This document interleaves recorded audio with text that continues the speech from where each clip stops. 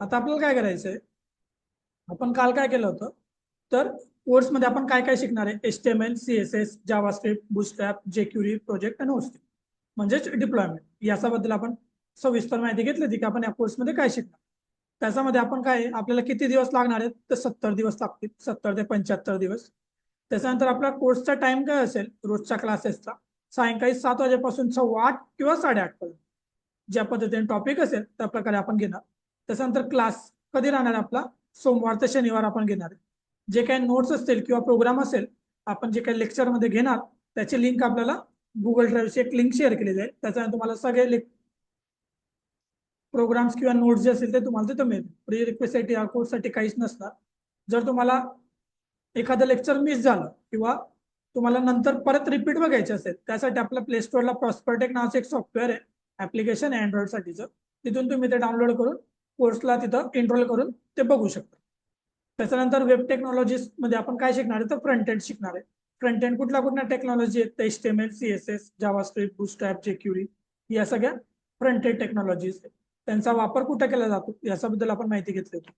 Website आणि web app मध्ये काय फरक असतो, वेबसाईट काय असते, ज्याच्यामध्ये आपल्याला स्टॅटिक इन्फॉर्मेशन भेटते ती म्हणजे आपली वेबसाईट असते.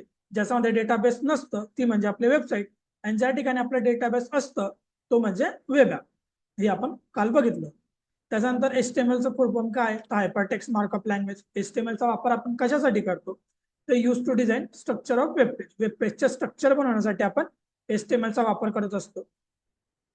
त्याच्यानंतर स्टॅटिक वेब ऍपचा वापर कुठे केला जातो, तर ज्यावेळेस आपल्याला एखादं वेबसाईट बनवायची असेल पण त्याच्यामध्ये आपल्याला शो करायचं असेल की फक्त पेजेस दिसले पाहिजे, फक्त इन्फॉर्मेशन दिसली पाहिजे, त्यावेळेस आपण स्टॅटिक वेब ऍपचा वापर करत असतो.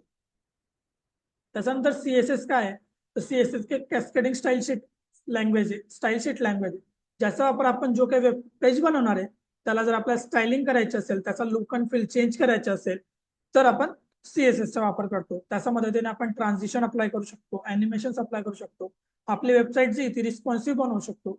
या सगळ्या गोष्टी आपण CSS च्या मदतीने करू शकतो. त्याच्यानंतर जावास्क्रिप्ट काय असतो, त्याच्यामध्ये इक्मास्क्रिप्ट काय असतं, जावास्क्रिप्टचा वापर करून आपण काय करू शकतो, तर आपण इंटरॅक्टिव्ह बनवण्यासाठी, डायनामिक बनवण्यासाठी आपण जावास्क्रिप्टचा वापर करू शकतो क्लायंट बेसला. बूटस्ट्रॅप हे काय आहे, ते एक CSS फ्रेमवर्क आहे, त्याला आपण ऍडव्हान्स CSS म्हणू शकतो. त्याचा वापर करून आपला CSS चा जो कोड असतो तो आपण कमी करू शकतो.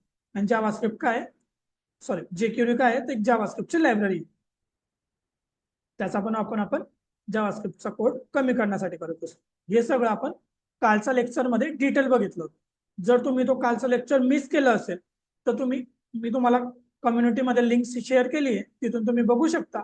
ज्याच्यामध्ये तुम्हाला जर काही डाऊट असेल तिथं बघू शकता. तसंच तुम्ही कम्युनिटीमध्ये किंवा मला पर्सनलमध्ये मेसेज करू शकता, मेल करू शकता, वाटलं तर कॉलही करू शकता. जर तुम्हाला काही प्रॉब्लेम असेल तर आपण त्याच्यावर डिस्कस करू शकतो. आता आजच्या सेशनमध्ये आपल्याला काय करायचं आहे, तर आज आपल्याला याचा पुढचा टॉपिक बघायचा आहे. आता पुढचा टॉपिक म्हणजे आज पण आपण थेरीज बघणार आहे, कारण की ज्यावेळेस आपण कुठले पण इंटरव्ह्यूला वगैरे जातो तर आपल्याला बेसिक थेरी विचारला जातो की वेब टेक्नॉलॉजीज कुठल्या आहे. आता आपण काल बघितलं की वेब टेक्नॉलॉजीज आहे, त्याच्यामध्ये फ्रंट एंड टेक्नॉलॉजी मध्ये आपलं HTML CSS जावास्क्रिप्ट वगैरे येतं. पण आता त्याचा दुसरी टेक्नॉलॉजी कुठली असते वेब टेक्नॉलॉजीमध्ये, तर एक असते आपले फ्रंट एंड आणि दुसरी असते बॅक एंड. फ्रंट एंड आणि बॅक एंड मध्ये काय फरक आहे, त्याच्यानंतर सर्व्हर काय असतो, क्लायंट काय असतो, ही सगळी इन्फॉर्मेशन आपण आज बघणार आहे. तर चला तर मग आता आपण सुरुवात करूया आजचं लेक्चर. इथपर्यंत कोणाला काही डाऊट असेल तर मेसेज करा चॅटमध्ये. जर रिपीट हवं असेल तर आपण रिपीट करू याला परत थोडं शॉर्टमध्ये, आणि मग आपण पुढे बघू शकतो. कोणाला काही प्रॉब्लेम आहे, आणि जर तुम्ही मेसेज करणार ना तर मला कळेल की भाऊ आवाज येतोय प्रॉपर, व्हिडिओ क्लिअर येतोय आणि कोणाला काही प्रॉब्लेम नाही.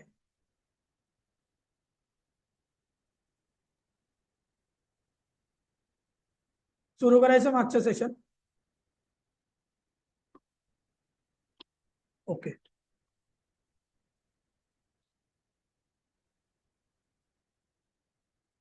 नोटपॅड, आपण नोटपॅड ओपन करू.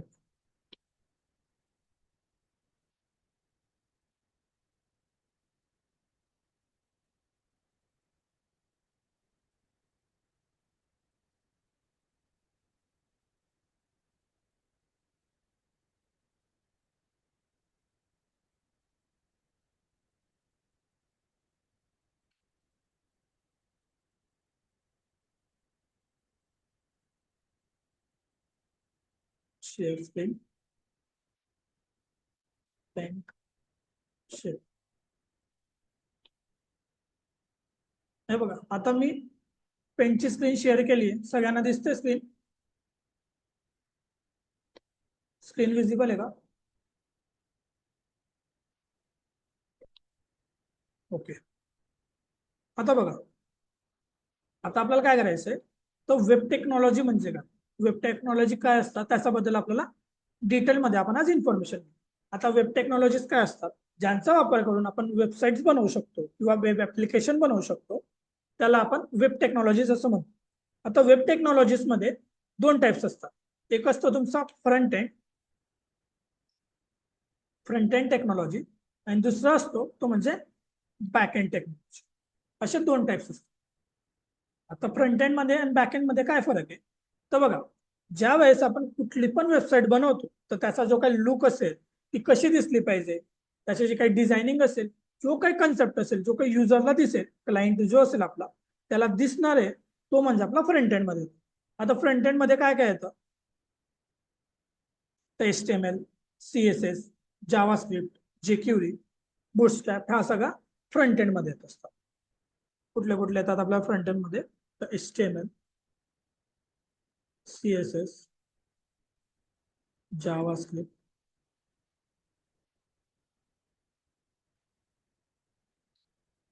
बूटस्ट्रॅप, या सगळ्या आपल्याला फ्रंट एंड मध्ये येतात. तसंच बॅक एंड मध्ये काय येतं, तर बॅक एंड मध्ये आपलं येतं PHP, नोड, सर्वलेट,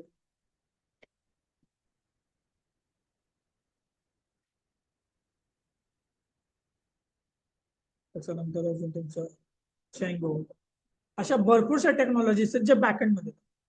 जर आपण बघितलं फ्रंट एंड मध्ये आपल्याला लिमिटेड टेक्नॉलॉजी, पण जर आपण बॅकएंड साईडला गेलो तर बॅकएंड साठी आपल्याला खूप टेक्नॉलॉजीज. जसं की आता बघा, तुम्हाला समजा बॅकएंड करायचंय, फुल स्टॅक करायचं, फुल स्टॅक करण्यासाठी आपल्याला काय लागेल, फ्रंट एंड आणि बॅकएंड दोघी गोष्टी आपल्याला कंपल्सरी लागणार. कशासाठी, फुल स्टॅक करण्यासाठी. पण जर समजा आपल्याला फक्त फ्रंट एंड करायचंय, आपल्याला फक्त UI डिझायनर बनायचं असेल, तर आपण हे फ्रंट एंडचा वापर करू शकतो. आता फ्रंट एंड मध्ये काय आहे, HTML, CSS, जावास्क्रिप्ट, बूस्टर, हे तुम्हाला कंपल्सरी लागणार. कुठलंही करा, तुम्ही जर पायथन सोबत फुल स्टॅक करत असणार तर तुम्हाला फ्रंट एंड मध्ये सेम गोष्टी लागणार, जावा सोबत करणार तरी सेम लागणार. म्हणजे फ्रंट एंड मधला कन्सेप्ट जो आहे तो तुम्हाला कॉमनली लागणार असेल. पण बॅक एंड मध्ये कसं आहे, समजा तुम्हाला जर जावा मध्ये करायचे असेल तर तुम्ही काय करणार, फ्रंट एंडच्या अशा काही टेक्नॉलॉजीज यूज करणार, आणि बॅक एंड साईडला मग तुम्ही सर्वलेट करणार, जो जावा सोबत करत असेल. समजा तुम्हाला पायथन सोबत करायचंय तर वरचा टेक्नॉलॉजी सगळ्या यूज करणार, आणि बॅक साईडला आपण यूज करणार जँगोचा, पायथन सोबत करत असेल. समजा तुम्हाला जावा स्क्रिप्टवरच सगळं काम करायचं असेल तर आपण नोडचा वापर करू शकतो, एक्सप्रेस JS यूज करू शकतो, त्याच्यासाठी डेटाबेस आपण मोंगो DB यूज करू शकतो. पण समजा तुम्हाला फक्त, तुम्ही फ्रंट एंड केलंय आणि तुम्हाला फक्त बॅक एंड करायचं, असं काही नाही की पायथन जावास्क्रिप्ट असं काहीच नाही, तुम्हाला ओपन मध्ये करायचंय, तर त्यासाठी तुमच्याकडे बेस्ट ऑप्शन असतो तो म्हणजे PHP. हे कोणीही करू शकतं, त्याला असं काही नसतं की तुम्ही जावा केलंय तर तुम्हाला सर्वलेटच करावं लागतं, पायथन केलं तर जँगोच करावं लागतं. PHPचं तसं नसतं, तुम्ही वरती फ्रंट एंड केलं आणि खाली PHP केलं तरी पण तुम्ही फुल स्टॅक मध्ये काम करू शकतो. आता ज्यावेळेस आपण फक्त फ्रंट एंड शिकतो तर आपल्याला काय म्हणू शकतो आपण, त्याला त्याला आपण म्हणतो front end developer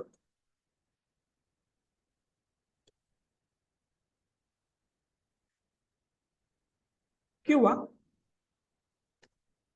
UI designer किंवा डेव्हलपर. आता UI म्हणजे काय, युजर इंटरफेस. आता फ्रंट एंड मध्ये आपण काय करणार आहे, HTML, CSS, जावास्क्रिप्टचा वापर करून आपण एक स्ट्रक्चर बनवणार आहे, एक वेबसाईट बनवणार, ज्याच्यामध्ये फक्त युजर जो आहे आपला, त्याला फक्त ती वेबसाईट व्हिजिट केल्यानंतर फक्त इन्फॉर्मेशन शो होणार आहे, किंवा एक स्टायलिंग जसं आपण डिझायनिंग करणार असेल तो कन्सेप्ट त्याला शो होणार, म्हणून त्याला आपण युजर इंटरफेस म्हणतो, UI डिझाइन, किंवा मग आपण त्याला फ्रंट एंड डेव्हलपर सुद्धा म्हणू शकतो. आता फ्रंट एंड मध्ये, आता फ्रंट एंड काय असतो तर बघा, मध्ये येतो आपला फ्रंट एंड.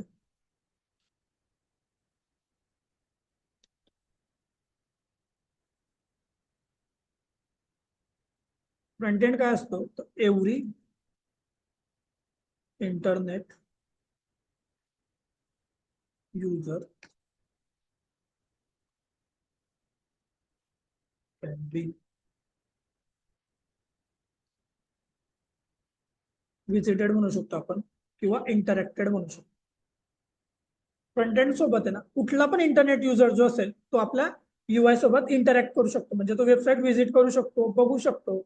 ते जे काही वर्क होणार आहे ते सगळं फ्रंट एंडचा वर्क होणार.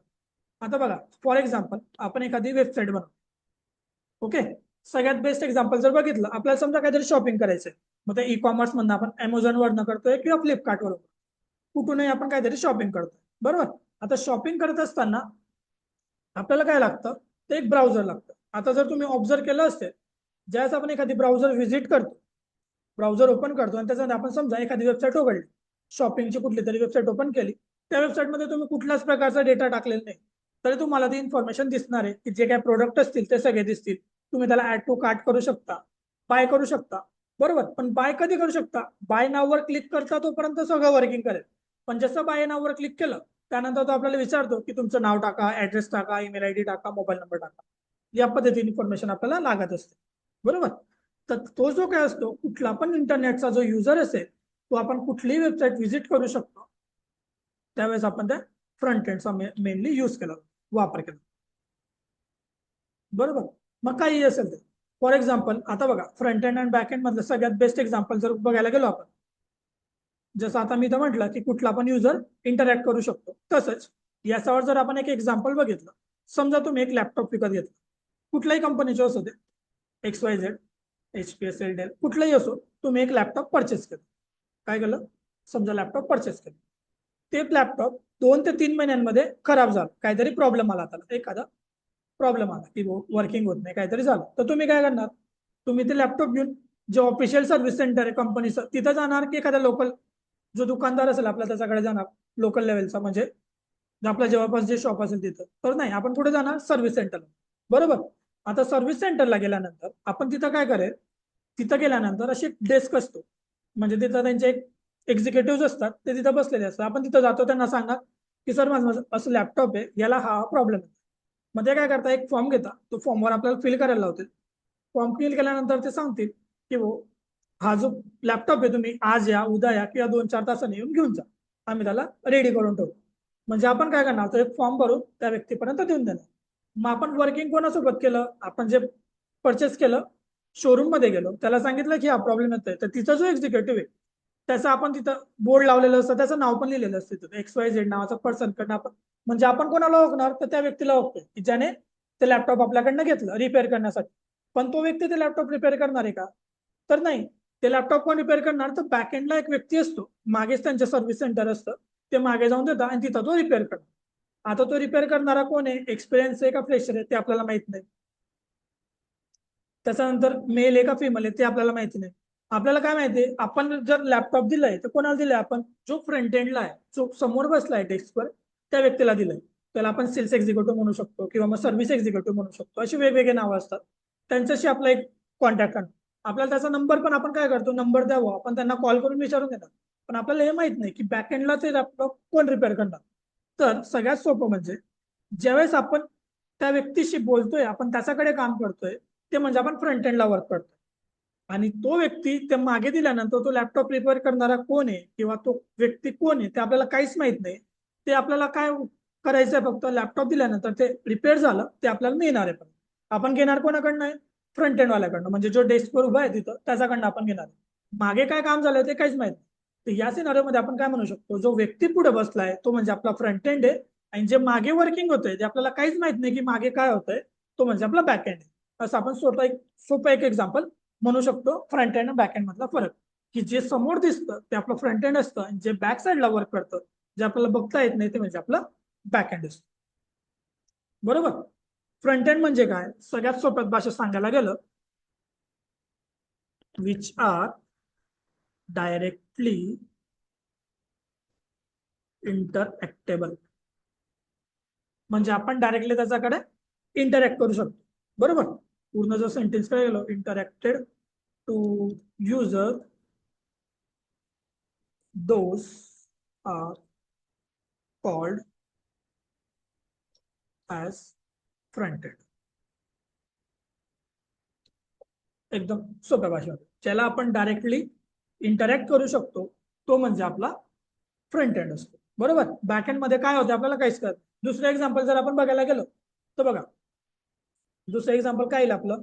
समजा आपण एक कुठलं तरी एक प्लॅटफॉर्म आहे जिथे आपल्याला लॉग इन करायचं आहे. तर लॉग इन करताना आपल्याला काय दिसेल, फक्त एक लॉग इन फॉर्म दिसेल. असा काहीतरी फॉर्म असतो, इथं युजर नेम असतं, इथं पासवर्ड असतं आणि ते एक लॉग इनचं बटन असतं. बरोबर.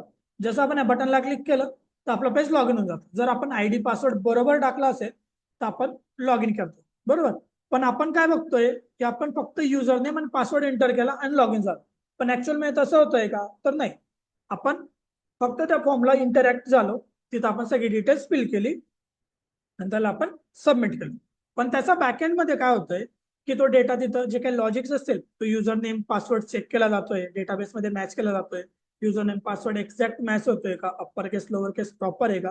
सगळं जर प्रॉपर असेल तर आपल्याला लॉग इन ऍक्सेस मिळेल. पण ते युजरला कळतं का, आता नाही कळत, कारण की तो कन्सेप्ट येतो बॅकएंड मधला आणि हा बाकीचा कन्सेप्ट असतो आपला फ्रंट एंड. बॅकएंड मध्ये काय म्हणू शकतो आपण, विच आर सेमच आहे ना, फक्त डायरेक्टलीच्या जागेवर आहे ना, नॉट डायरेक्ट इंटरॅक्टेबल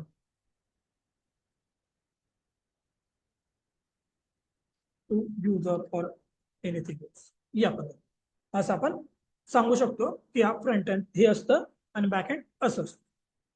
ओके. इथपर्यंत कोणाला काही प्रॉब्लेम आहे, समजतंय. बोर होत असेल तर तसंही सांगा. ऍक्च्युली थेरी आहे, पण प्रॉब्लेम असा आहे की आपल्याला या गोष्टी लागतात पुढं, म्हणून त्याच्यामुळे आपण थेरी बघतो. कोणाला काही प्रॉब्लेम असेल तर मेसेज मध्ये विचारा, नसेल तर तसं सांगा.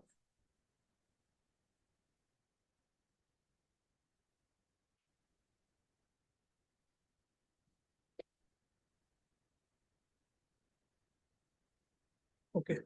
हे बघा, मग याच्यानंतर नेक्स्ट येतो आपला फ्रंट एंड मध्ये काय ना, त्याला थोडं खाली करू.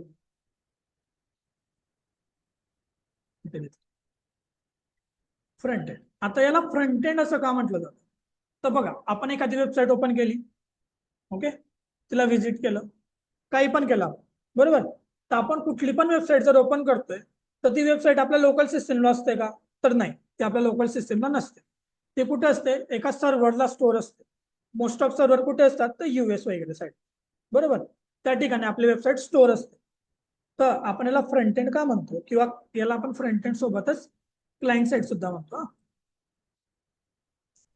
फ्रंट एंड आणि क्लायंट साईड, क्लायंट. आता याला असं का म्हटलं जातं बरं, तर बघा आपली वेबसाईट जी असते, म्हणजे आपला जो सोर्स कोड असतो वेबसाईटचा असो किंवा वेब ऍपचा असो, तो कुठं असतो, तो सर्व्हरला असतो एका ठिकाणी. ज्या ठिकाणी आपण आपली वेबसाईट डिप्लॉय केली असेल त्या ठिकाणी असतो. आता डिप्लॉय काय असतं, तर आपण जो काय आपला सोर्स कोड लिहितो तो सोर्स कोड आपण एका सर्व्हरला डिप्लॉय करतो, म्हणजे त्या ठिकाणी आपल्या ज्या फाईल्स असतात सगळ्या जे काय आपलं लिहिलेलं असतं त्या ठिकाणी पुट करतो आणि तिथून आपला डेटा हा ट्रान्सफर होत असतो. म्हणजे काय होत असतं, आपल्या ज्या फाईल्स असतात, फ्रंट एंडच्या ज्या फाईल असतात, फ्रंट एंडच्या ज्या काय फाईल्स असतील जेवढ्या बी, कुठं स्टोअर असतात, स्टोअर ऍट सर्व्हरला स्टोअर असतात. बरोबर.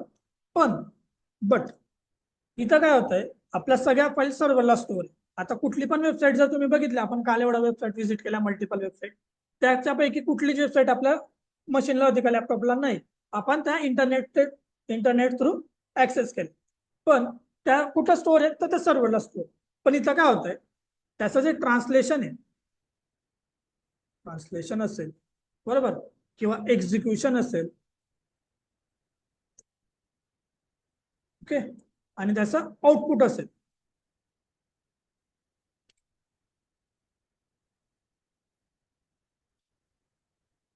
आउटपुट, हे सगळं कुठं होतंय, तर ब्राउझरला होतंय. म्हणजे कुठं होतंय, क्लायंट मशीनला होतंय, आपल्या सिस्टीमला होतंय. म्हणून याला आपण फ्रंट एंड असं म्हणत असतो. बघा आपल्या फाईल कुठे स्टोअर असतात, सर्व्हरला. पण जेवढा काही असेल, HTML असेल, CSS असेल, जावास्क्रिप्ट असेल, कुठली बी लँग्वेज, यांच्यापैकी कुठलंही जर तुम्ही बघितलं फ्रंट एंड साईडचं, तर ते कुठे एक्झिक्यूट होतात, तर क्लायंट मशीनला होतात, ब्राउझरला होतात. बरोबर. त्याच्यासाठी आपल्याला कुठलंच सेपरेट ब्राउझर किंवा सेपरेट सॉफ्टवेअर वगैरे यूज करायची गरज नसते. तर हे सगळं कुठं होतं, तर आपल्या क्लायंट मशीनला होतं. याला क्लायंट साईड किंवा फ्रंट एंड असं म्हणतात. याचा उलट जर बघितलं तर बॅकएंड मध्ये काय होतं, बॅकएंड मध्ये काय होतं, तिथं काय होतंय, फ्रंट एंड काय होतं, स्टोअर सर्व्हरला. बॅकएंड बी स्टोअर कुठं होतं, सर्व्हरलाच होतं. ट्रान्सलेशन कुठं होतं, सर्व्हरलाच होतं. एक्झिक्युशन कुठं होतं, ते पण सर्व्हरलाच होतं. पण आउटपुट कुठं दिसतं आपल्याला, तर फ्रंट एंड मध्ये दिसतं, म्हणजे क्लायंट साईडला दिसतं. म्हणून याला आपण बॅकएंड असं म्हणतो. याच्यामध्ये सगळ्या गोष्टी ज्या आहेत फ्रंट एंड मध्ये, तर सर क्लायंट मशीनला होतात, फ्रंट एंडला होतात. आणि बॅकएंड मध्ये काय होतं, सगळं बॅकएंडला होतं, फक्त आउटपुट फ्रंट एंडला होतं. आता तुम्ही म्हणणार की मग आउटपुट पण फ्रंट एंडला काय होतंय, ते पण बॅकएंडला दिसलं पाहिजे. पण ते पण जर बॅकएंडला झालं तर मग आपल्याला आउटपुट कसं काय दिसेल, नाही दिसणार ना. जर समजा तुम्ही एखादा मेल पाठवला, मेल गेल्यानंतर तो स्टोअर होऊन जाणार, पण जर आपल्याला आउटपुटच होणार नाही, मग आपण काय, आपला तर समजा सर्व्हर कुठं असतं, तर युएस मध्ये सर्व्हर आहे समजा आपलं, तर आपण इथून काही युएस ला जाणार, तिथं सिस्टीम कनेक्ट करणार सर्व्हरला आणि मग बघणार का, नाही. त्याच्यामुळे जे आउटपुट असतं ते आपल्या साईडला एक्झिक्यूट असतं, म्हणजे फ्रंट एंड साईडला एक्झिक्यूट असतं. हा असतो दुसरा फरक फ्रंट एंड आणि बॅक एंड. ओके, इथपर्यंत काय प्रॉब्लेम कोणाला नाही ना. याचा नंतर नेक्स्ट आहे, आता येतं झालं आपलं फ्रंट एंड आणि बॅक एंड बद्दल. आता आपल्याला काय करायचं आहे, याच्यामधले आपल्याला एक्झाम्पल्स बघायचे. फ्रंट एंड बॅक एंडचे एक्झाम्पल कुठले, तर PHP, नोड, सर्वलेट, जँगो, म्हणजे तुमचं CGI, त्याच्यानंतर पर्ल, अशा भरपूरशा लँग्वेज आहे, ते तुम्ही यूज करू शकता बॅक एंड साईडला. पण फ्रंट एंड साईडला थोड्या लँग्वेज आहे, जसं की HTML, CSS, जावास्क्रिप्ट तेवढ्याच. बरोबर. आता बघा, तुम्ही जर विचार केला की मी पायथन मध्ये ऍडव्हान्स केलेलं आहे सर, जावा मध्ये ऍडव्हान्स केलंय, पण तुम्ही फक्त जावाचा वापर करून वेबसाईट बनवू शकता का, तर नाही बनवू शकत. प्युअर फक्त जावा, त्याचा HTML वगैरे नाही, फक्त जावाचा वापर करून आपण वेबसाईट बनवू शकतो का, तर नाही बनवू शकत. फक्त पायथनचा वापर करून आपण वेबसाईट बनवू शकतो का, तर नाही बनवू शकत. समजा आपल्याला काही दुसरं बनवायचं असेल, तर समजा आपल्याकडे जावा आहे, आपल्याला जावा आहे, काय येतं आपल्याला, जावा. जावामध्ये आपल्याला वाटतंय की आपल्याला जावा नाही करायचं, आपल्याला याला काहीतरी अल्टरनेटिव्ह आहे, तर आपण काय करू शकतो, पायथन करू शकतो. याला आणखी अल्टरनेटिव्ह आहे, तर आपण ASP करू शकतो, .NET करू शकतो, C# करू शकतो, अशा भरपूरशे ऑप्शन्स. पण जर समजा आपल्याला HTML नाही आवडत, HTML, तर HTML ला काही अल्टरनेटिव्ह आहे का, तर नाही. HTML ही अशी एकमेव लँग्वेज आहे जी मागच्या 30 वर्षापासून वेबसाईट बनवण्यासाठी वापरली जाते. याला अल्टरनेट नाही, कुठलंच अल्टरनेटिव्ह नाही. HTML एकच लँग्वेज. तुम्ही जर कुठेही गुगल वगैरे केलं तर तुम्हाला भेटून जाईल की नाही असं. बरोबर, अल्टरनेटिव्हच नाही. कारण की HTML कधी लॉन्च झाली होती, 1993 मध्ये. ऑफिशियली लॉन्च 1997 मध्ये झाली, पण पहिलं जे व्हर्जन होतं ते 93 मध्ये आलं होतं. टिम बर्नर्स यांनी ते लॉन्च केलं होतं. तेव्हापासून तर आतापर्यंत HTML, आता 2025 चालू आहे, म्हणजे 30 वर्ष तर कम्प्लीट झाले, 31-32 वर्ष झाले. बरोबर, तेव्हापासून HTML अल्टरनेटिव्ह नाहीये. बाकीच्या लँग्वेजला आपण अल्टरनेटिव्ह म्हणून युज करू शकतो बॅक एंड साईड. पण फ्रंट एंड साईडला आपल्याला HTML ही कंपल्सरी युज करावं लागेल, HTML, CSS आणि जावा. ओके, त्याच्यानंतरचा कन्सेप्ट आहे आपला की आपण हे जे फ्रंट एंड करतोय किंवा बॅक एंड करतोय, तर याच्यासाठी आपल्याला कुठलं सॉफ्टवेअर इन्स्टॉल करावं लागेल. तर याच्यासाठी याचं उत्तर आहे की HTML, CSS, जावास्क्रिप्ट साठी आपला कुठल्याही प्रकारचं सॉफ्टवेअर इन्स्टॉल करायची गरज नसते. आपण ते डायरेक्टली एडिटरमध्ये कोड लिहू शकतो. जर तुम्ही सांगणार असं कसं काय पॉसिबल, तर बघा, समजा आपण ब्राउझर ओपन करू आपलं,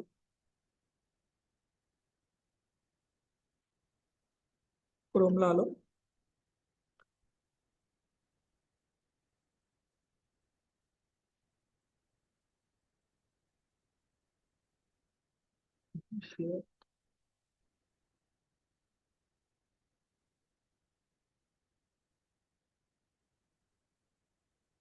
हे बघा, या ठिकाणी आपण क्रोमला. आता जर मी सर्च केलं की HTML सॉफ्टवेअर डाउनलोड, हे बघा ऑलरेडी सर्च करून ठेवलेत. आता हे असं नाही की आपण टाकलेले आहेत, हे ऑलरेडी जे लोक सर्च करतात, जेवढे काही युजर असेल ते सर्च करतात ना, त्यांची सगळी इन्फॉर्मेशन इथं असते, ती स्टोअर करतात. आता हे गुगलकडे असतं बघा. तुम्ही जर बघत असेल की गुगल त्यांचा एक रिपोर्ट पब्लिश करतो, महिन्याने असेल, 3 महिन्याने असेल, वर्षाने असेल, तो सांगतो की मोस्ट सर्चेस कीवर्ड कुठला आहे, तर ते ट्रॅक करतात की नेमका कुठला कीवर्ड जास्त सर्च केला जातो, त्याच्यानुसार आपल्याला इथं लिस्ट येते. तर बघा इथं ऑलरेडी भरपूर लोकांनी सर्च करून ठेवलंय HTML software download, HTML software for Windows 11. समजा आपण हे क्लिक केलं, हे बघा आलं. हा बघा इथं पहिली साईट आली, डाउनलोड HTML पॅड. त्याच्यानंतर ही एक apps.microsoft, ही एक अशा भरपूरशा वेबसाईट आल्या HTML सॉफ्टवेअरचं नाव. समजा आपण कुठल्या तरी एक वेबसाईट ओपन, समजा पहिलीच ओपन करू आपण HTML पॅड, क्लिक केलं.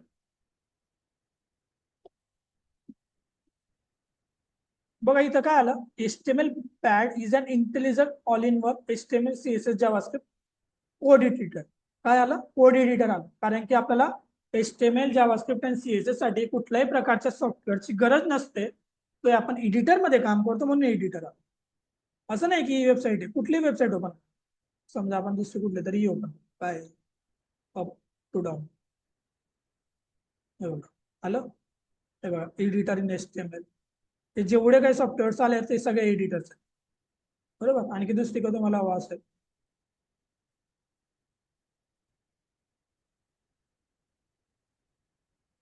समजा विंडोज 11 साठी डाउनलोड केलं HTML सॉफ्टवेअर, बघा तीच वेबसाईट येते आणि इथं एडिटरच येते. कारण की आपल्याला HTMLचा कोड एक्झिक्यूट करण्यासाठी कुठल्याही प्रकारच्या सॉफ्टवेअरची गरज नसते, तर ते आपण डायरेक्टली एक्झिक्यूट करत असतो. कुठल्याही एडिटरमध्ये आपण तो कोड राईट करत असतो आणि तो एक्झिक्यूट कुठे होतो, तर आपल्या ब्राउझरला एक्झिक्यूट होत असतो. कुठल्याही प्रकारचं ब्राउझर असेल, मग तुमचं ते क्रोम असेल, मोझिला असेल, कुठलाही ब्राउझर असेल, त्याच्यामध्ये आपण HTMLचा कोड एक्झिक्यूट करत असतो. त्याच्यामुळे आपल्याला कुठल्याही प्रकारचे सॉफ्टवेअर इथे इन्स्टॉल करायची गरज नसते. याचा उलट जर समजा तुम्ही बॅकएंड मध्ये वर्क करताय, तर तुम्हाला लँग्वेज तर कंपल्सरी लागेल, कोड लँग्वेज. आता बघा क्लोज केलं,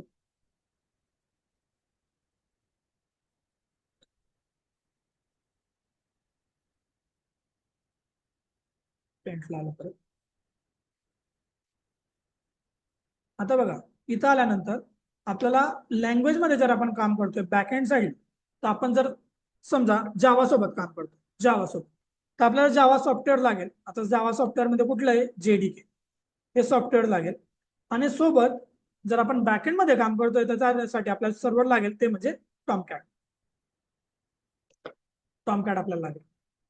टॉमकॅट काय आहे, तर एक वेब सर्व्हर आहे, जे आपल्याला बॅकएंड मध्ये काम करताना सॉफ्टवेअर आणि सर्व्हर हे दोघं लागतं. समजा आपण जावा सोबत नाही काम करत, पायथॉन सोबत काम करतोय, तर इथं काय येणार आपलं पायथॉन, आणि सोबत काय लागेल, पायथॉन सोबत कुठलं आहे, तर गनिकॉन आहे, हे एक वेब सर्व्हर आहे. त्याच्यानंतर समजा आपण .NET सोबत वर्क करतोय, मग त्यासोबत आपल्याला IIS हे वेब सर्व्हर लागेल. म्हणजे ज्यावेळेस आपल्याला बॅकएंड मध्ये आपण वर्क करत असतो, त्यावेळेस आपल्याला core software plus web server या दोघांची गरज पडते. त्याचा उलट जर आपण फ्रंट एंड मध्ये काम करत असेल, तर आपल्याला कुठल्याही प्रकारच्या सॉफ्टवेअरची गरज पडत नाही. आपण फक्त ते नोटपॅड मध्ये किंवा कुठल्याही एक एडिटर मध्ये, जसं आपण VS कोड एडिटर यूज करणार आहे, तर VS कोड मध्ये आपण ते काम करू शकतो. या प्रकारे आपल्याला हे डिफाईन करता येतं, वेब टेक्नॉलॉजीज फ्रंट एंड आणि बॅक एंड, हा या दोघांमधला फरक असतो. कोणाला काही क्वेश्चन्स,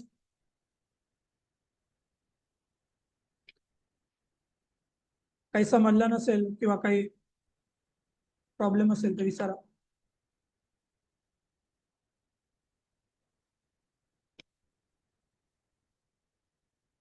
काहीच प्रॉब्लेम नाही.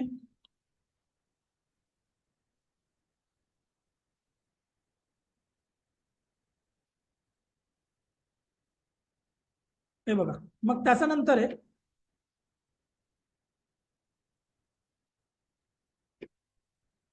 आता आपण, मी कधीपासून सांगतोय क्लायंट सर्व्हर असं मी कधीपासून बोलतोय, पण क्लायंट म्हणजे काय आणि सर्व्हर म्हणजे याची आपल्याला माहिती घ्यायची.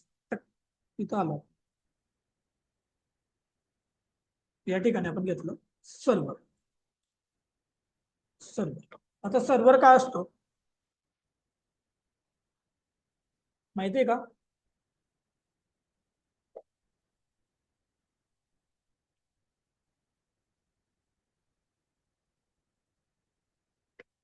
सर्व्हर कशाला म्हणतं माहितीये का कोणाला,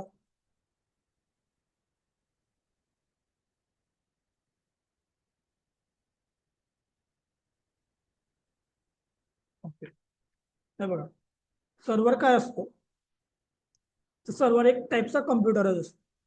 बरोबर. Server is one type of computer. एक टाईपचा तो कम्प्युटरच असतो. बरोबर. त्याला म्हटलं जातं super computer. Super computer. Okay. Types of कम्प्युटरचे टाइप्स माहिती आहे का? कम्प्युटरमध्ये टाइप्स पण येतात. असं नका सांगा की विंडोज 8, विंडोज 11, लिनक्स, उबंटू हे टाइप्स नाही, हे ऑपरेटिंग सिस्टमचे. किंवा मग तुम्ही सांगणार i3, i7, i5, तर हे त्यांचं हे पण टाइप्स नाही.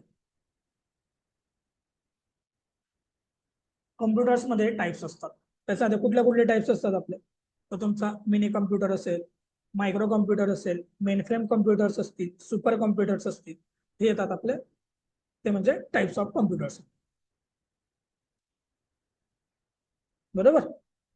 आता याच्यामध्ये जे सर्व्हरसाठी यूज केले जातात ते असतात आपले सुपर कम्प्युटर. बरोबर. आता सुपर कम्प्युटर मध्ये बी टाइप्स असतात. आता बघा, सुपर कम्प्युटर कुठे असतात? ज्यावेळेस आपण पब्लिक डोमेन मध्ये किंवा पब्लिक सर्व्हरवर जे यूज केले जातात ते असतात आपले सुपर कम्प्युटर. बरोबर. आता सुपर कम्प्युटर जे असतात म्हणजे जे काही सर्व्हर असतं त्याला इनपुट डिव्हाइसेस पण नसतो आणि आउटपुट डिव्हाइसेस पण नसतो. माहितीये काय? सर्व्हर जे असतो त्याला इनपुट डिव्हाइसेस पण नसतात आणि आउटपुट डिव्हाइसेस. जरा मग आता तुम्ही सांगणार की सर, जर इनपुट डिव्हाइसेस नसतात, आउटपुट डिव्हाइसेस नसतात, मध्ये वर्किंग कसे करतात? तर साधारणतः आपला जो सर्व्हर्स असतात त्यांची हाईट्स असते 7-8 फूटची हाईट असते त्याची, नियरली 7 फूटच्या आसपास. तर त्याच्यात काय असतं, सगळा जो डेटा असतो तो स्टोअर करण्याचं काम. सर्व्हरचं मेन काम काय आहे? Server it's store. सर्व्हर काय करतं? डेटा स्टोअर करण्याचं काम. मग डेटा कुठला असू शकतो? कुठलाही असू शकतो. डेटामध्ये तुमचा फाईल्स असेल, मग तुमचा डेटाबेस रिलेटेड काही ऑप्शन्स असतील, डेटाबेस रिलेटेड काही डेटा असेल तो असेल. मग आपल्या जे काही प्रोजेक्ट फाईल्स असतात, प्रोजेक्ट फाईल्स, आता प्रोजेक्ट फाईल्स कुठल्या? तर आपल्या वेबसाईटच्या किंवा वेब ॲपच्या, ॲप्लिकेशन्सच्या त्या काही फाईल्स असतात त्या आपल्या सगळ्या या सर्व्हरला स्टोअर असतात. बरोबर. हे कधी स्टोअर होतात? ज्यावेळेस आपण डिप्लॉयमेंट करतो. काय करतो? डिप्लॉय करतो फाईल. डिप्लॉय म्हणजे काय? तर ज्यावेळेस आपण आपल्या सगळ्या फाईल एखाद्या सर्व्हरला सेंड करतो, त्या ठिकाणी स्टोअर करतो, त्याला आपण डिप्लॉय म्हणतो. आता डिप्लॉयमेंट कसं करतात ते आपण शेवटच्या लेक्चरला बघू. म्हणजे आपला पूर्ण प्रोजेक्ट कम्प्लीट झाला, आता त्याला आपल्याला लाईव्ह करायचं आहे. कोणी आपला वेबसाईट डोमेन नेम टाकला, एंटर केलं की आपली वेबसाईट ओपन झाली पाहिजे. त्यावेळेस ते डिप्लॉयमेंट कसं केलं जातं ते आपण बघणार. बरोबर. हा तो डिप्लॉयचा भाग असतो. आता इथं काय असतं, तर वेबसाईट वेब ऍप्लिकेशनचा रिलेटेड जेवढा काही डेटा असेल तो सगळा सर्व्हरला स्टोअर असतो. हा, जर तुम्हाला ते चेक करायचे असेल की सर्व्हर प्रॉपर वर्किंग करत आहे की नाही करत आहे, तर आपले जे काही कम्प्युटर्स असतात, आपले जे काही लॅपटॉप असेल ते आपण कनेक्ट करून त्याला ऑब्झर्व करू शकतो की ते प्रॉपर होतंय, वर्किंग करतंय की नाही करत. ओके. हे असतं थोडक्यात आपलं सर्व्हर. ओके. त्याच्यानंतर येतं आपलं क्लायंट. क्लायंट. आता क्लायंट काय असतो बरं? जसं सर्व्हर आहे एक टाईपचा कॉम्प्युटर, तसं क्लायंट पण हा कॉम्प्युटर असणार. बरोबर.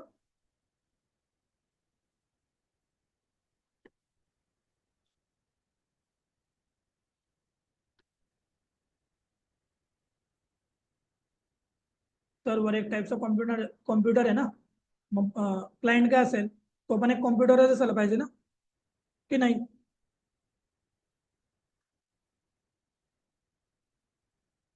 नाही माहिती का?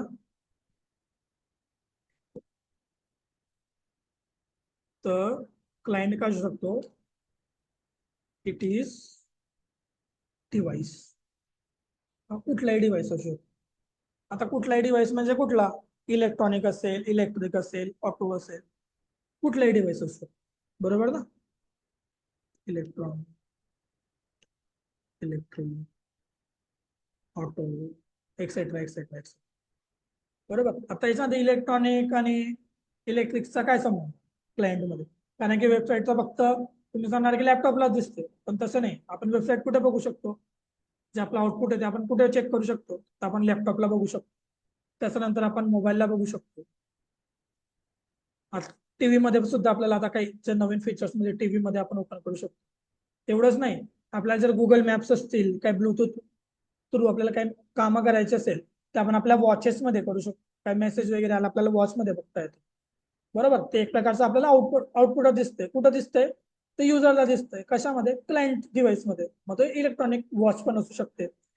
बरोबर, किंवा आजकालच्या ज्या बाईक्स आहेत त्याच्यामध्ये आपण गुगल मॅप वगैरे बघू शकतो. म्हणजे ते पण एक डिव्हाइस आहे. मग त्या ऑटोमध्ये कारमध्ये तर असतंच ऑलरेडी, भरपूरशा कारमध्ये. त्या प्रकारे आपण याच्यामध्ये बघू शकतो. म्हणून आपण म्हणू शकतो क्लायंट काय आहे, ते कुठल्याही प्रकारचा डिव्हाइस हा क्लायंट होऊ शकतो. ओके, मग युजर कोण असतो? तर जो क्लायंट म्हणजे ज्या काही डिव्हाइसला ऑपरेट करतो तो युजर असतो आपला. त्याच्यानंतर अजून काय असू शकतं?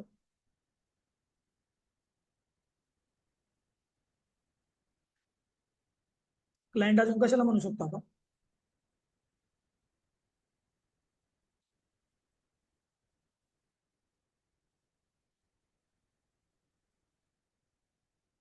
ओके, हे बघा, अजून कशाला म्हणू शकतो आपण? तर जे काही इंटरफेस आहे, आता बघा, सर्व्हर कुठं आहे? तर एक स्पेसिफिक लोकेशनला आहे, समजा US ला आपला सर्व्हर. क्लायंट कुठं आहे? समजा आपण इथं क्लायंट, आपण इथं बसलो, युजर इथं बसला. तर क्लायंट काय करतो? सर्व्हर आणि क्लायंट युजर दोघांचं इंटरॅक्शन करण्याचं काम करतो. बरोबर, दोघांचा एंड युजर आणि सर्व्हर मधला तो एक इंटरफेस असतो, त्याला आपण क्लायंट असं म्हणू शकतो. या प्रकारे आपण क्लायंट आणि सर्व्हरला डिफाईन करतो. ओके, फ्रंट एंड आणि बॅक एंड मधला क्लिअर आहे सगळ्यांना? सर्व्हर आणि क्लायंट मध्ये काय प्रॉब्लेम नाही ना? आता बघा, आपण काय शिकतोय? तर आपण शिकतोय वेब डिझाईन. वेब डिझायनिंग शिकत असताना आपल्याला मेन काम काय आहे? तर कुठलीही जी वेबसाईट असते ती जर आपल्याला ओपन करायची असेल किंवा व्हिजिट करायची असेल तर त्यासाठी आपल्याला सगळ्यात आधी काय लागेल? काय लागणार? कुठली पण वेबसाईट ओपन करण्यासाठी कसली गरज पडते सगळ्यात आधी? एकदम बेसिक क्वेश्चन, माहिती असेल प्रत्येकाला.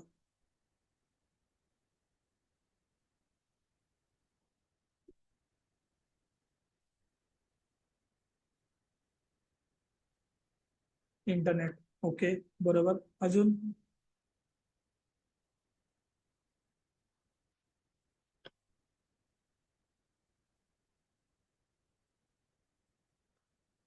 तुम्ही सांगितलं इंटरनेट. बरोबर, विदाऊट इंटरनेट आपण कुठलीच वेबसाईट ओपन नाही करू शकत. बरोबर, हा एक मेन कन्सेप्ट. विदाऊट इंटरनेट आपल्याला वेबसाईट ऍक्सेस करता येते. बरोबर, जे काही आपले दुसरे सॉफ्टवेअर्स असतात, समजा आता तुम्ही सी प्रोग्रामिंग करत असतात तर तुमच्याकडे सी लँग्वेजचे सॉफ्टवेअर असेल. बरोबर, जर पायथन करत असणार तर पायथन आहे, पण ते सॉफ्टवेअर कुठले आहे? तर ते स्टँड अलोन सॉफ्टवेअर. बरोबर, इन्स्टॉलेबल सॉफ्टवेअर.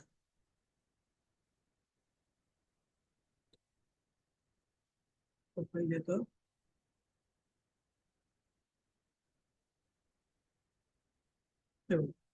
कुठली पण वेबसाईट जर आपल्याला ओपन करायची असेल तर त्याच्यामध्ये आपल्याला इंटरनेटची गरज पडते.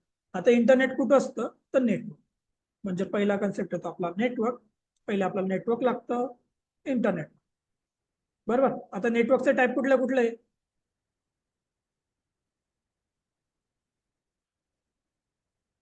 काय आयडिया आहे?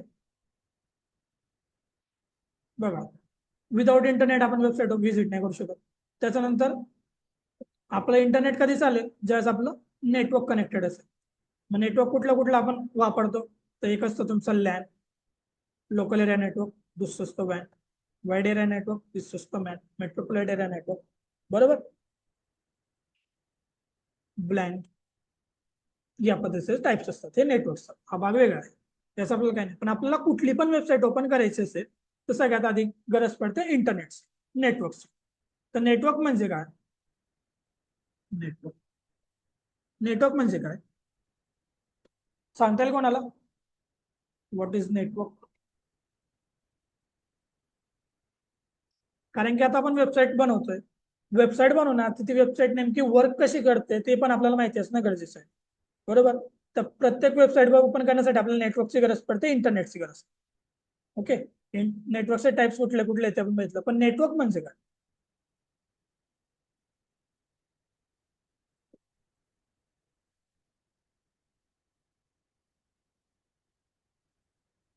हे बघा, नेटवर्क म्हणजे काय? Network is a collection of devices, बरोबर, असं म्हणू शकतो आपण. किंवा आणखी दुसरी डेफिनेशन काय सांगू शकतो? ही झाली एक कलेक्शन ऑफ डिव्हाइसेस. कुठलेही डिव्हाइसेस, असं नाही ना की नेटवर्क मध्ये आपण राउटर टू राउटरच कनेक्ट करू शकतो. आपण राउटर टू स्विच कनेक्ट करू शकतो, राउटर टू मोबाईल कनेक्ट करू शकतो, राउटर टू लॅपटॉप कनेक्ट करू शकतो. राउटर टू मोबाईल म्हणजे वायफाय थ्रू करणार आपण, असं नाही की आपण पिन वगैरे लावू शकतो, बरोबर. एकापेक्षा जास्त इलेक्ट्रॉनिक डिव्हाइसेस, इथे इलेक्ट्रॉनिक डिव्हाइसेस, एकापेक्षा जास्त इलेक्ट्रॉनिक डिव्हाइसेस एकमेकांना कनेक्ट केले जातात, त्याला आपण नेटवर्क असं म्हणतो, बरोबर. ही झाली आपल्या नेटवर्कची डेफिनेशन. त्याच्यामधले टाइप्स. आता नेटवर्क तर आपल्याकडे आहे, इंटरनेट आहे, मग आता आपण वेबसाईटला ऍक्सेस केलं. आता कुठली पण वेबसाईटला ऍक्सेस करण्यासाठी आपल्याला काय टाकावं लागतं, तर त्याचा डोमेन नेम टाकावं. तर डोमेन नेम कसं टाकतो आपण? www डॉट, समजा आपण इथे टाकलं prospetec.in, असं आपण हा डोमेन नेम टाकतो. ओके, तर www म्हणजे काय? World wide web. ओके, याला आपण URL सुद्धा म्हणतो. ऍड्रेस बार मध्ये आपण जे इंटर करतो त्याच आपण याला URL सुद्धा म्हणतो. URLचा फुल फॉर्म माहिती कोणाला?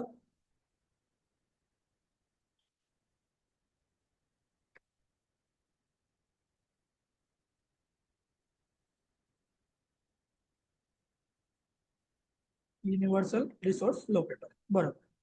या पद्धतीने आपण वेबसाईट व्हिजिट करतो. तर आता याच्यामध्ये हा जो आहे www हा वर्ल्ड वाईड, बरोबर. त्याच्यानंतर प्रॉस्पेरटेक हे आपलं डोमेन नेम, डॉट इन म्हणजे इंडिया, डॉट कॉम असेल तर dot commercial, dot ORG, dot मी, असे भरपूरसे युजर डोमेन आपण परचेस करू शकतो, घेऊ शकतो. जर तुम्हाला बघायचे असेल की डोमेन कसे असतात, तर आपण इथं सिम्पली व्हिजिट करू शकतो.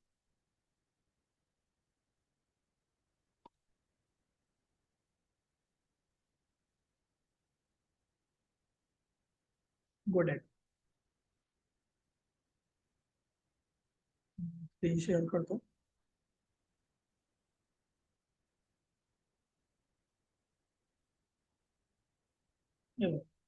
इथं आलो, इथं आपण काहीतरी डोमेन परचेस करायचे.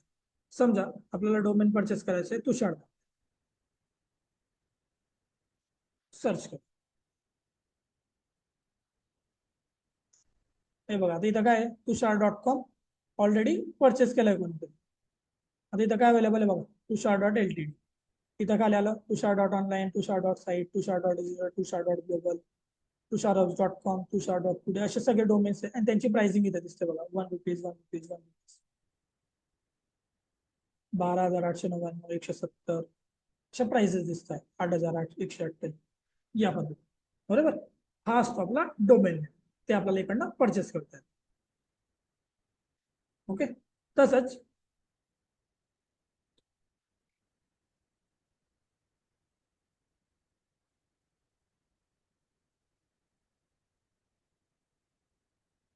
हा झाला आपला डोमेन, याला म्हटलं जातं डोमेन. आता जेव्हा काय आपण वेबसाईट व्हिजिट करतो, ती वेबसाईट आपण दोन प्रकारे व्हिजिट करतो. तुम्ही बघितलं असेल की काही वेबसाईट ज्यावेळेस आपण व्हिजिट करतो, समजा परत आपण क्रोमला जाऊ, एक्झाम्पल लाईव्ह बघितलेलं कधीही चांगलं.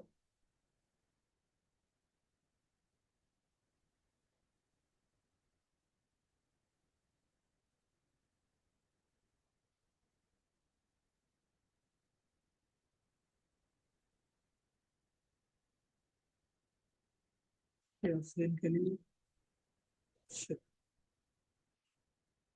आता बघा, ही वेबसाईट दिसते प्रत्येकाला, बघा इथं लॉकचं सिम्बॉल दिसतं इथं.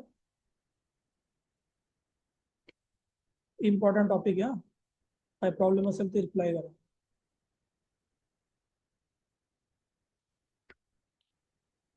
हे बघा इथं लॉकचं सिम्बॉल दिसतंय,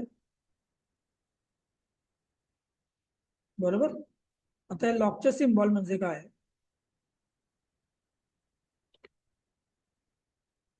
हा आहे आपला SSL सर्टिफिकेट किंवा सिक्युअर्ड बघा, कनेक्शन इज सिक्युअर.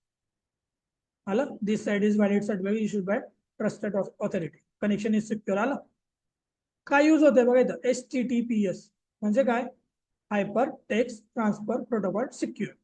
पण याच्याऐवजी जर समजा आपण इथं HTTPS च्या ऐवजी, आता बघा HTTPS म्हणजे काय, hyper text transfer protocol secure, इथं लॉकचा सिम्बॉल येतो तुम्हाला, म्हणजे ही साईट सिक्युअर आहे. पण जर याच्याऐवजी आपण इथं HTTP यूज केलं आणि एंटर केलं, हे बघा काय आलं, नॉट सिक्युअर. बघा आता इथं तो दाखवेल do not enter your detail, हे बघा don't enter any sensitive information on this site, for example password और क्रेडिट कार्ड.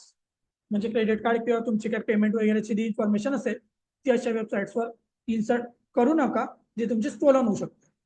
कारण की आपण एकाशी वेबसाईट विजिट केली, आता HTTP प्रोटोकॉल मध्ये विजिट केली, आणि जर तुम्ही HTTPS मध्ये केली असती, https:// हे बघा आता लॉकचा सिम्बॉल, हा फरक असतो आपला HTTP आणि HTTPS मध्ये. HTTP म्हणजे हायपर टेक्स्ट ट्रान्सफर प्रोटोकॉल आणि HTTPS म्हणजे hyper text transfer protocol secure. या प्रकारे आपण हे ऍक्सेस करू शकतो. बरोबर, आता यांचा फरक एवढाच असतो की हा जो सिक्युअरचा इथं लॉक आला, ग्रीन टिक आली, म्हणजे आपली वेबसाईट सिक्युअर्ड आहे आणि याला SSL सर्टिफिकेट अप्लाय. बघा तुम्ही टीव्ही बघत असणार तर भरपूर ऍड येते गोडॅडीवाल्यांची, हॅकर्स घाबरतात असं काहीतरी ऍड येते. त्यावर ते SSL सर्टिफिकेट. तर हे जे हे आपलं SSL. Okay,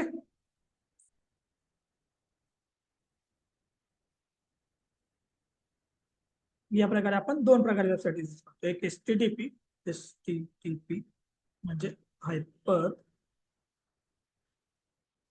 text transfer protocol,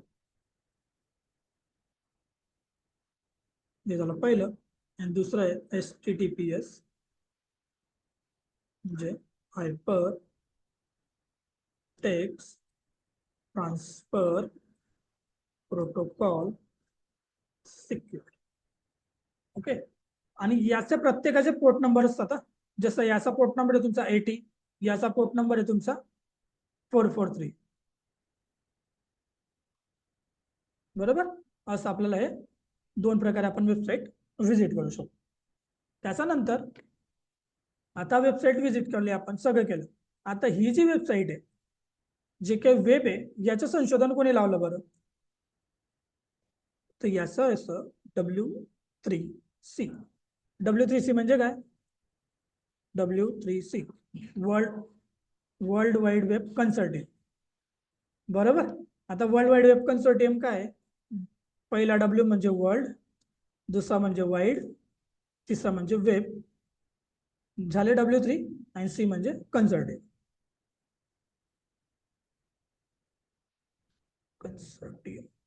okay, आता हे काय आहे, कन्सर्टियम स्पेलिंग झाली आपली. बघा पुन्हा आपण ब्राउझरला जाऊ. ही एक ऑर्गनायझेशन आहे जी आपल्या वेबला पूर्णपणे मॅनेज करण्याचं काम करते. त्यासाठी जे काही अपडेशन असतील किंवा काही डिलिशन असतील, काही त्यांना नवीन इन्फॉर्मेशन ऍड करायची असेल तर ती आपण या प्रकारे करू शकतो. त्यासाठी आपण इथं यूज करणार W3C. एंटर केलं, हे पाहिजे world wide web consortium. Website open केली, making the web work consortium developers. इथं तुम्हाला वेबच्या रिलेटेड जी काही इन्फॉर्मेशन हवी असेल ती सर्व इन्फॉर्मेशन तुम्हाला या वेबसाईटला मिळत असते. इथं जर तुम्ही गेले तर बघा, इथं स्टँडर्ड्स मध्ये अबाउट W3C स्टँडर्ड्स, काय काय स्टँडर्ड्स आहेत त्यांचे सगळी इन्फॉर्मेशन मिळेल.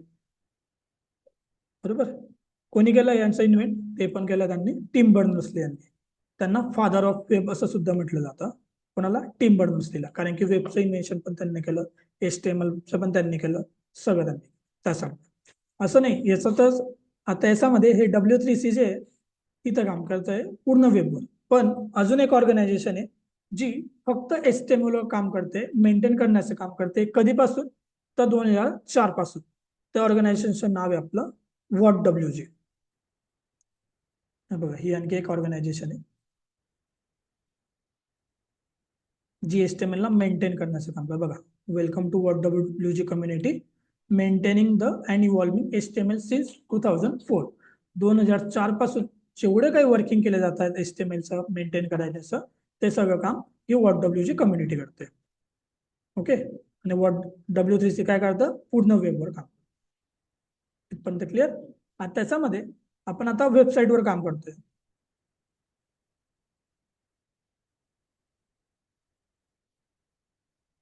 पुन्हा आलो आपण पेंटमध्ये.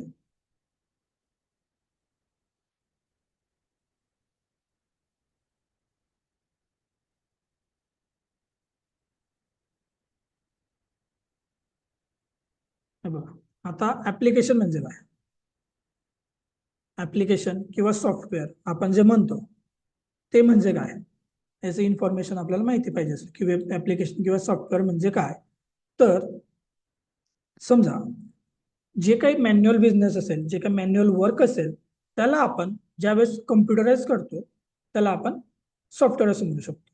मॅन्युअल वर्कला जर आपल्याला कम्प्युटराइज करायचे असेल त्याला आपण सॉफ्टवेअर किंवा ऍप्लिकेशन असं म्हणत असतो. काय असतो तो, एक प्रोग्रामचा कोड असतो ज्याच्याने आपलं मॅन्युअल काम आहे ते ऑटोमॅटिक होतात, तेवढंच, दुसरं काय नाही. बरोबर, त्याला आपण सॉफ्टवेअर किंवा ऍप्लिकेशन म्हणतो. आता याच्यामध्ये टाइप्स कुठले कुठले असतात बरं, सॉफ्टवेअर किंवा वेबसाईटचे टाइप्स कुठले कुठले असतात. तर पहिला असतो तुमचा तो म्हणजे stand alone software, stand alone application, हा असतो पहिला टाइप. आता स्टँड अलोन ऍप्लिकेशन म्हणजेच काय, इन्स्टॉलेबल ऍप्लिकेशन आपण त्याला म्हणू शकतो. इन्स्टॉलेबल ऍप्लिकेशन असं त्याला म्हणू शकतो. स्टँड अलोन ऍप्लिकेशन म्हणजेच इन्स्टॉलेबल सॉफ्टवेअर पण त्याला म्हणू शकतो. म्हणजे जो स्टँड अलोन ऍप्लिकेशन काय असतो, ते एखादी वेबसाईट असेल, सॉरी आपलं जे सिस्टीम असेल त्याच्यामध्ये जर आपण त्याला इन्स्टॉल केलं तर ते फक्त तेवढ्याच सिस्टीमवर वर्क करतं, बाकी ठिकाणी ते वर्क नाही करत. कारण की ते इन्स्टॉल केल्यानंतर फक्त तिथं चालतं. जसं की तुम्ही समजा C लँग्वेज केलं असेल किंवा पायथन केलं असेल किंवा तुमचं कुठलं एखादं सॉफ्टवेअर असेल, ते कधी ओपन होतं, ज्यावेळेस आपण त्याच्यामध्ये काय करतो, ते सॉफ्टवेअर ओपन करतो आणि त्याला इन्स्टॉल करतो. ते कुठं चालतं, फक्त आपलं ज्या सिस्टीमला आपण त्याला इन्स्टॉल केलंय ते फक्त त्याच ठिकाणी वर्क करतं. त्याला आपण स्टँड अलोन ऍप्लिकेशन म्हणतो किंवा इन्स्टॉलेबल ऍप्लिकेशन. बरोबर. दुसरं असतं आपलं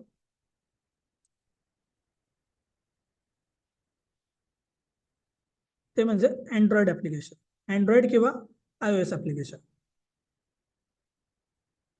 आता अँड्रॉइड किंवा iOS ऍप्लिकेशन कसं वर्क करतं, अँड्रॉइड ऍप्लिकेशन फक्त अँड्रॉइडमध्ये काम करतं, म्हणजे अँड्रॉइडची जी ऑपरेटिंग सिस्टीम आहे ते फक्त आपल्या तेवढ्या मोबाईलवर वर्किंग करेल. आणि दुसरं आहे आपलं ते म्हणजे iOS ऍप्लिकेशन. iOS ऍप्लिकेशन कुठं वर्क करतं, तर ते फक्त iOS डिव्हाइसवर वर्क करतं, बाकी ठिकाणी ते वर्क नाही करत. बरोबर, ते असतात तुमचे अँड्रॉइड आणि iOS ऍप्लिकेशन. तिसरं असतं आपलं वेब ऍप्लिकेशन किंवा वेबसाईट्स. आता वेब ऍप्लिकेशन किंवा वेबसाईट्स काय असतात, ते ऑल ओव्हर वर्क करतात. म्हणजे त्याच्यासाठी तुम्हाला गरज कसली पडते, तुम्हाला गरज पडते ती म्हणजे फक्त इंटरनेटच्या मदतीने आपण पूर्ण जगामधून कुठूनही ते ऍक्सेस करू शकतो. त्याला आपण वेबसाईट्स किंवा वेब ऍप्लिकेशन असं म्हणत असतो. असे 3 टाइप्सचे ऍप्लिकेशन असतात. आणखी एक असतं डिस्ट्रीब्युटेड ऍप्लिकेशन, त्याच्याबद्दल आपण डिटेलमध्ये ज्यावेळेस आपण एखादी वेबसाईट आपली कंप्लीट होईल आणि बॅकएंडला आपण थोडंसं काम करणार त्यावेळेस त्याला बघू आपण की ते डिस्ट्रीब्युटेड ऍप्लिकेशनवर कसं करतं. ओके, क्लिअर एवढं, इथपर्यंत कोणाला काय प्रॉब्लेम?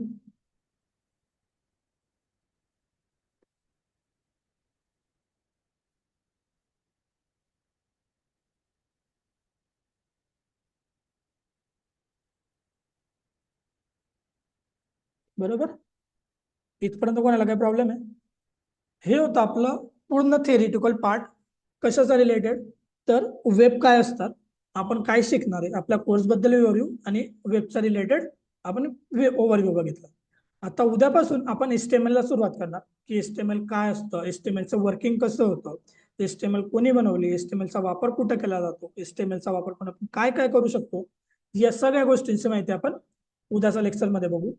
जर तुम्हाला याच्यात काही प्रॉब्लेम्स असतील तर क्वेश्चन विचारा. आजचं सेशन आपण एवढंच घेऊ, बाकी आपण उद्या कंटिन्यू करणार.